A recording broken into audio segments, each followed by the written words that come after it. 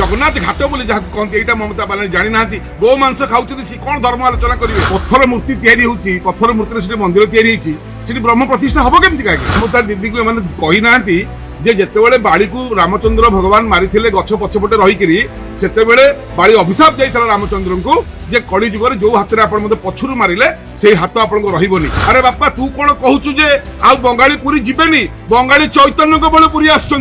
বঙ্গালীর বাবার বাবার বাবা আসছিল বঙ্গালীর ছেলের ছেলে ছেলে আসবে চৈতন্য প্রভু বলেছেন বাঙালিদের সঙ্গে জগন্নাথের সম্পর্ক আলাদা সব থেকে বড় ভক্ত বাঙালি তুমি মনা কলে কি মমতাদি বাঙালিরা আসবে না বঙ্গালীর এটা ইতিহাস মমতাদি ইতিহাস নেই এই 4 দিন জন্য এসেছে কালকে চলে যাবে কেতে মমতা কেতে সমতা কেতে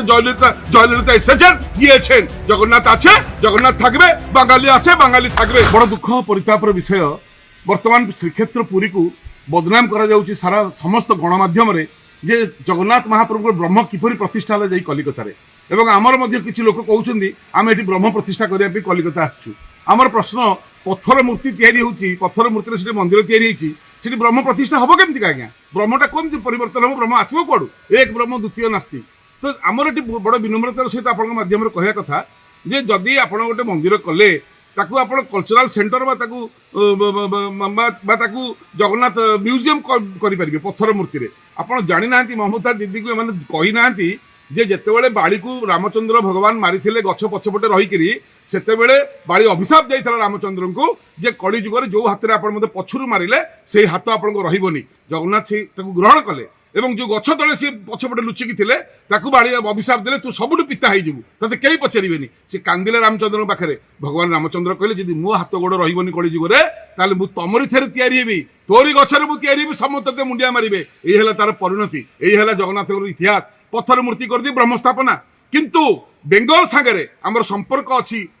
জগন্নাথଙ୍କର কারণ জগন্নাথ ঘাট বলে যা কহନ୍ତି এইটা মমতা বানার্জী জানি না গো মাংস খাউଛନ୍ତି সে কোন ধর্ম আলোচনা করিবে জগন্নাথ ঘাট গঙ্গা কূলরু বিশ্বর মহান্তি কলা পাহাড় ঠারু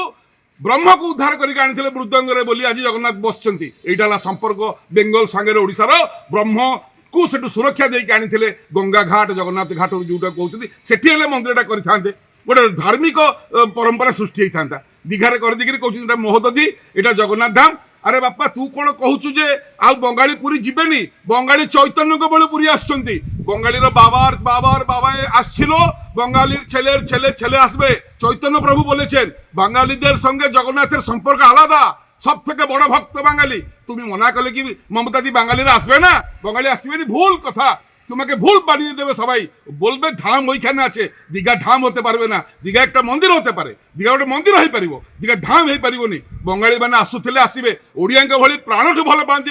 বঙ্গালী জগন্নাথଙ୍କୁ বঙ্গালী আমার অন্নদাতা পুরীর বঙ্গালী আসলে আমি চলিবু আমরা খুব ভালোবাসে বাঙালিকে কিন্তু যে লড়াইটা হচ্ছে ধর্মের জন্য এটা ভুল লড়াই আপনি জগন্নাথ ঘাটে করতে যেখান থেকে ব্রহ্মকে উদ্ধার করেছিল বিশ্বর মহান্তি কলিকতা থেকে এটা সম্পর্ক জগন্নাথের সঙ্গে দীঘার সঙ্গে কিছু সম্পর্ক নেই চৈতন্য মহাপ্রভু জগন্নাথকে এখানে দর্শন করে পুরীতে থেকে গেছে বঙ্গালীর এটা ইতিহাস মমতাদি ইতিহাস নেই এই 4 দিন জন্য এসেছে কালকে চলে যাবে কেতে মমতা কেতে সমতা কেতে জয়ললিতা এসেছেন গিয়েছেন জগন্নাথ আছে জগন্নাথ থাকবে বাঙালি আছে বাঙালি থাকবে সব ভক্ত আছে ভক্ত থাকবে জয় জগন্নাথ জয় জগন্নাথ জয় জগন্নাথ